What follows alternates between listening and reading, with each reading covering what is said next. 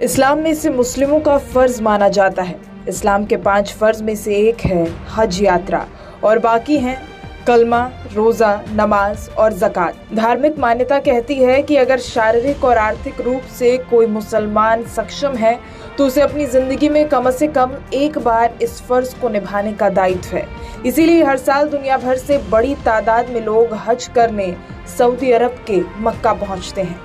इस साल भी कई लोग हज करने को पहुंचे, मगर जानलेवा गर्मी ने इनमें से कई लोगों को मौत के मुंह में ढकेल दिया। आंकड़े काफी चौंकाने वाले हैं। सऊदी अरब में हज के दौरान 600 से ज्यादा हज यात्रियों की मौत हो गई है। इतनी बड़ी तादाद में हज यात्रियों की मौत की खबर के बाद भारत से हज के लिए गए तीर्थ यात्रियों के परिवारों की चिंता बढ़ गई है। भारत से इस साल 1,75,000 यात्री हज के लिए गए थे। बुधवार को यात्रा से जुड़े एक डिप्लोमेट ने बताया कि मरने वाले लोगों में 68 भारतीय भी शामिल हैं। ये मौतें पिछले एक हफ्ते के दौरान हुई हैं और हज के आखिरी दिन 6 भारतीयों की मौत हुई है। डिप्लोमेट की माने तो कई मौतें प्राकृतिक कारणों और बुजुर्गों की हुई है, जबकि कुछ मौतों की वजह भीषण गर्मी है। भारतीय नागरिकों की मौत पर अभी तक भारत सरकार की ओर से कोई आधिकारिक बयान या ट्वीट सामने नहीं आया है।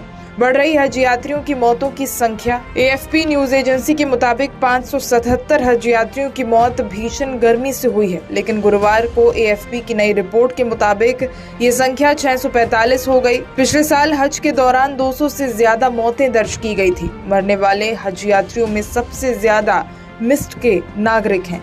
हज के दौरान मारे गए 600 से ज्यादा हज यात्रियों में सर्वाधिक 323 मिस्र, ट्यूनीशियाई से 35, इंडोनेशिया से 44, जॉर्डन से 41 और भारत से 68 और ईरान से 11 नागरिक शामिल हैं। खबरों के मुताबिक मारे गए हज यात्रियों के शव वापस देश नहीं भेजे जाएंगे, उनका दाफना सऊदी अरब में ही किया जाएगा। दुनिया भर में जलवायु परिवर्तन यानी क्लाइमेट चेंज का असर देखने को मिल रहा है। खाड़ी देश इसका ज्यादा शिकार हो रहे हैं। ओमान, सऊदी अरब और UAE जैसे देश में गर्मी के साथ साथ बारिश भी बढ़ी है।